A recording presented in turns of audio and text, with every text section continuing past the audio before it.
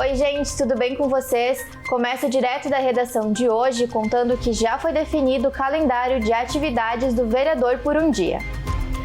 Na segunda-feira, integrantes da Escola do Legislativo se reuniram para discutir a edição de 2024 do projeto. O encontro passou aos representantes das escolas inscritas as instruções e datas para a realização do evento. As atividades iniciam no dia 6 de outubro com a etapa do Vereador Sombra. A oficina de textos do Legislativo ocorre em 26 de agosto. A sessão de treinamento com a escolha da mesa diretora no dia 4 de novembro. E a sessão oficial será realizada uma semana depois do ensaio, em 11 de novembro.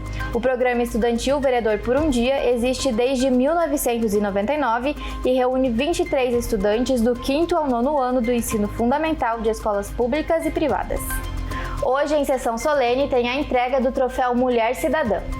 O evento ocorre no plenário da Câmara Municipal às 7 da noite. A honraria será concedida a Maria Inês Bertelli, na área da saúde, Olga Neri de Campos Lima, pela promoção da participação política, Roselane dos Santos, na área de profissionalização e empresa, Laurinha Schmidt de Oliveira, pela atuação na educação, e a Josemar Conceição Barbosa, por atividades comunitárias. O troféu Mulher Cidadã é concedido a cada 2 anos em alusão ao Dia da Mulher Caxiense. Você pode acompanhar a entrega da premiação presencialmente ou pela transmissão ao vivo feita pela TV Câmara no canal 16 da NET e nas redes sociais do Legislativo Caxiense.